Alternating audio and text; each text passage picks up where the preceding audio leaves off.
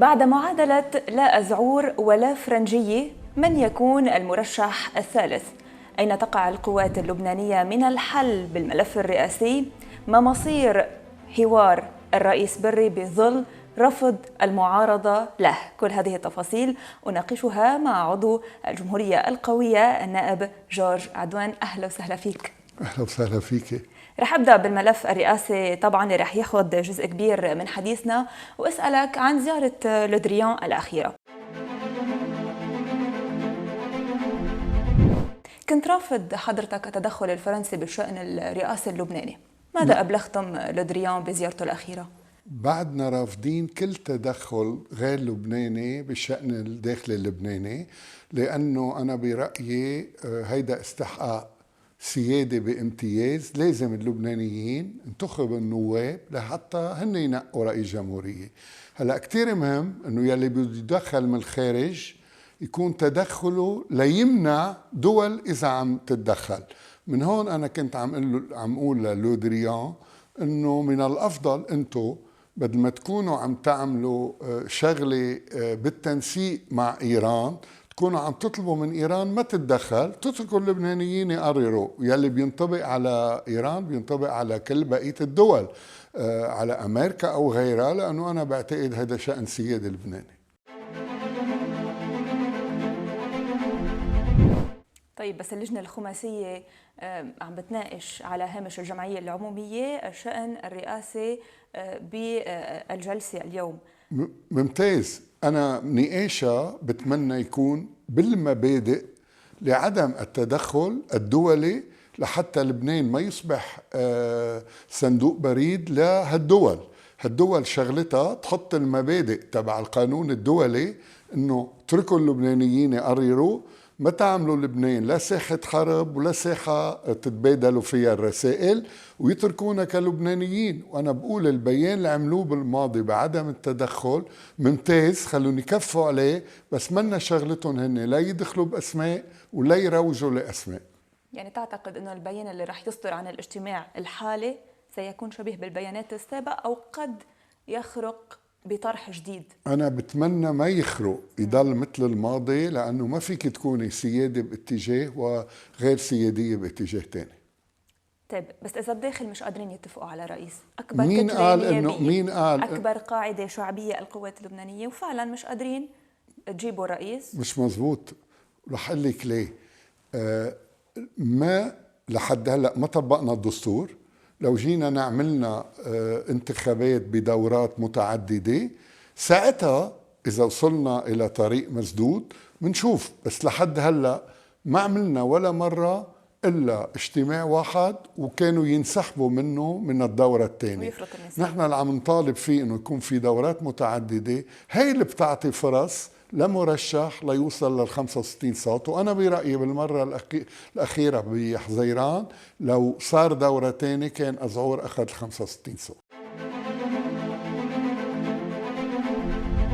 هذه الدورات المتتالية قال الرئيس بري تعوا على الحوار، من بعد الحوار بنعمل هذه الدورات، والبطرك الراعي دعاكم لعدم هيك وضع أفكار مسبقة والذهاب نحو هذا الطرح. من بعد اتصل فيه الدكتور جعجع على البطرك، شو قال له؟ أنا الحقيقة التقيت من بعد كمان ما اتصل دكتور جعجع بالبطرك. أنا كان عندي نهار طويل مع البطرك بالجبل، وكان مثل ما بيقولوا بين مرحلة ومرحلة يصرنا نحكي، وبآخر السهرة قعدنا حكينا مطولا.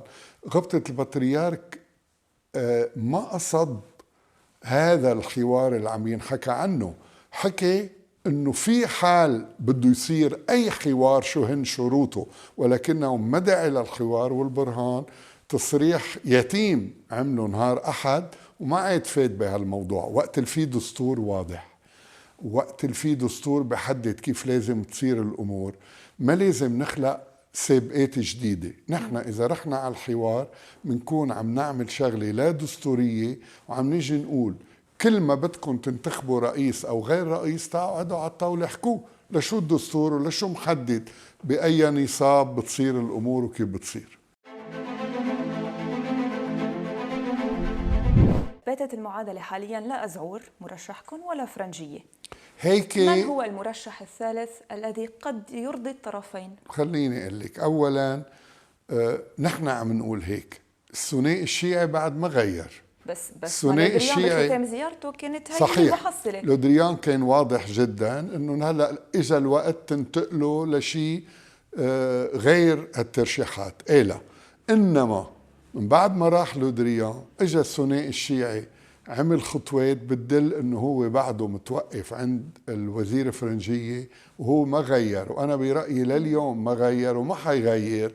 بده يعمل كل شيء بما فيه الحوار لحتى هو يفرض رأي الجمهورية اللي بده اياه، ونحن بنعتبر انه هيدا الشيء لازم يصير بالصندوقة وبالمجلس، وهيك قايل الدستور. طيب إذا أجا اسم ثالث أو رابع أو خامس، يعني ما بعرف أي متى هذا الاسم رح يجي اللي رح يرضي الطرفين، ألا تخشى إنه هيدا الاسم هيدي ما في كلمة يرضي الطرفين، في كلمة يقدر يحوز على الأكترية المطلوبة بالصندوق، واللي ما حدا من المعارضة أو هيدا نقطة الاختلاف.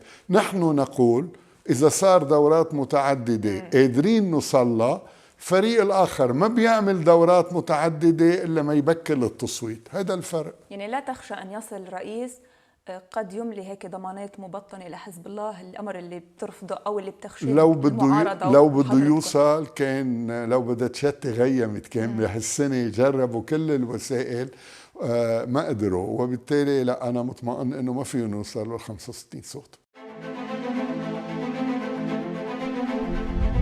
كيف تقرأ التقارب أو الحوار بين التيار الوطني الحر وحزب الله؟ أنا برأيي إذا التيار حابب يعيد تجربته يلي عملها ويلي أدت فيه ليوصل محل ما وصل، هيدا شأنه. يعني نحن ما فينا لا نمنع فريقين يحكوا، بالعكس كل العالم بدها تحكي مع بعضها تحكي، هيدا حكي. نحن وقت اللي بيوصلوا لموقف ما ناخد موقف من الموقف، بس نحن حديثهم مع بعضهم يعنيهم، نحن منعلق على شو بيوصلوا له. بس ألا يعني وصول سليمان فرنجية إلى الرئاسة؟ حتى لو التيار مشي مع حزب الله ما بيقدروا يوصلوا الوزير فرنجية. كيف؟ بكرة بالأرقام. أنتم متكلين على مين؟ على المستقلين؟ متكلين على النواب يلي انتخبون الناس، يلي منهم مستعدين يزيدوا على المرحلة اللي نحن فيها 6 سنين جداد. بس النائب باسيل قال هيك بطريقة أنه مستعد يضحي ب6 سنين جداد مقابل كتير شروط. هو بيقدر يضحي من حسابه، ما بيقدر يضحي من حساب اللبنانيين. أتعتقد أنه الحراك القطري المقدمين عليه قد يكون الخرطوش الأخيرة لحلحلة هالملف بمكان ما؟ بدنا نشوف الطرح شو هو وعشو قائم وهلما جرى. يعني نحن علقنا على طرح لودريان بالأول، كان شيء خلص شيء، دونك بدك تعرفي شو المضمون قبل ما تيجي تاخدي موقف مسبق. ما عندكم أي تصور القطريين مين بدهم؟ يقال انه هن عم بيسوقوا لعماد عون، صحيح، جوزيف عون، انما هذا الشيء لم يحصل معنا لليوم. عندكم مشكله مع هذا الامر؟ نحن بالنسبه لعماد عون نعتبر انه دوره على راس المؤسسه العسكريه كان ممتاز، وتصرف عن جد بكتير مسؤوليه وبكتير وطنيه. هيدا على راس المؤسسه العسكريه. وقت نوصل بطرح على مستوى رئاسة الجمهورية نبحث الموضوع. امبارح بعده مصرح هو انه هو ما بده منه مطروح، وبالتالي ليش بدنا نقعد نعمل افتراضات قبل ما هي تحصل؟ بس ما عندنا مشكل اكيد مع عماد عون. وبدنا نقول للمواطن البسيط اللي قاعد ناطر الحل، أين يكمن الحل بهذا الملف؟ الحل يكمن بهذا الملف بأنه نحن يا حضرة المواطن ما نخلي الأزمة يلي تحكمت فيك طوال هالمدة تستمر، وبالتالي يلي كان حاطط إيده على الدولة ولاقط الحدود ومخلي التهريب ومغطي الفساد أن لا يستمر. نحن هيدا الهدف الأولي يلي حاطينه، ونحن هيدا الهدف لحد هلأ نجحنا بأنه نمنعه ورح نمنعه ونجيب رئيس منه لإلنا لكل اللبنانيين ليطلعنا من هالأذى. بالشق المالي، أوكي،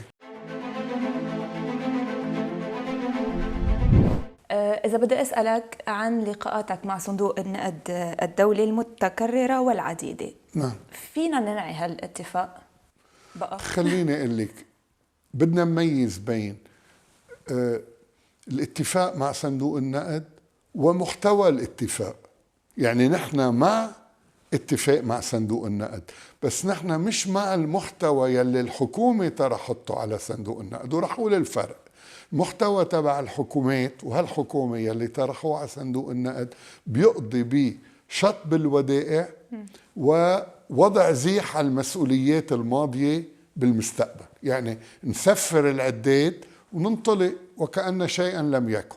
يعني وقت المودع حط بالبنك والبنك حط بمصرف لبنان، هيدا دين. في كل يلي صار غيره خسائر، منميز بيناتهم، منشوف الديون ونجي منقول الدولة تدينت هالقد بدها تريجعهم، مصرف لبنان دين هالقد بده يريجعهم، المصارف عندها خسائر أصحاب المصارف بيدفعون، بس الديون اللي مدينينهم هن لمصرف لبنان بيرجع لهم. والأهم أنا بسمن كتير التغيير اللي صار بمصرف لبنان. اليوم في حاكم بالوكالة عم ينطلق من القانون بكل شيء وعم يحكي بالقانون. لازم كلنا نأمن له الدعم اللازم ليكفي بهالاتجاه. بس الحاكم بالإنابة نفسه عم نعم. بيقول للمجلس النيابي مجتمعا عندك سلة إصلاحات بدك تقوم بتشريعها، وإلا الخارج ما رح يساعدنا وأنا بالتالي ما رح أعطيك ولا ليرة. بما يتعلق بالإصلاحات 1000% نحن معها.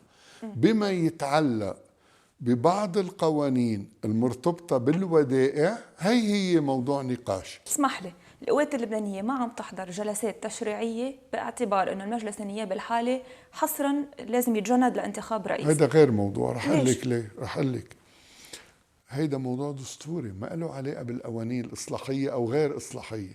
رح أقول لك هذا موضوع دستوري، ننتخب رئيس. بس اليوم هل في شيء بيمنعنا إنه كل القوانين تكون حاضرة لوقت اللي بننتخب رئيس بظرف جمعة أو 2 أو 3 تتشكل حكومة وتمشي القوانين؟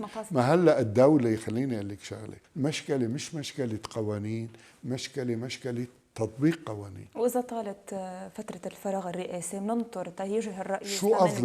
شو أفضل نطول الأزمة؟ يعني يجي رئيس يكفي المنظومة تكفي مثل ما هي؟ ما بقى فينا نكفي، العالم ما بقى تحمل. لا، هالتأخير النيابي منجرب. هالتأخير اللي عم بيصير هو بهدف تغيير المسار بهالوضوح. يعني بين نستمر بالمسار وبين نخسر بعض الوقت لنغير المسار، لا، بدنا نخسر بعض الوقت ونغير المسار. مفهوم. سؤال أخير من خارج السياق، ابن عم السياسي، وين حلفاء القوات اللبنانية اليوم؟ ومين برأيك الزعيم السني حاليا؟ جواب: حليف القوات اللبنانية الناس. دبلوماسيا عم تجاوبني. خليني أسألك سؤال. القوات اللبنانية إذا صار اليوم انتخابات وين الرأي العام؟ الناس ما بقى بدهم نص حلول، الناس ما بقى بدهم تغلف الأمور بهيك دبلوماسيات، بدهم تقولي وين المشكل. أنا بتصور إنه وين المشكل مين المشكل؟ رح أقول لك باثنين.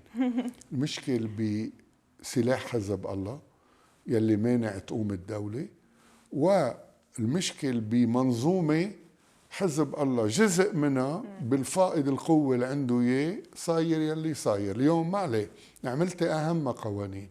فيك تضبط الحدود؟ بسيطة. شو بدي بالحدود؟ فيك تضبط المرفأ والمطار؟ ما فيك. بس فيك تضبط كمان العدو الإسرائيلي وكل فكرة المقاومة ووجود سلاح حزب الله بهذا الإطار؟ خليني جاوبك. أول شيء العدو الإسرائيلي كلنا متفقين عليه، هيدا حله دولة قوية قادرة عادلة.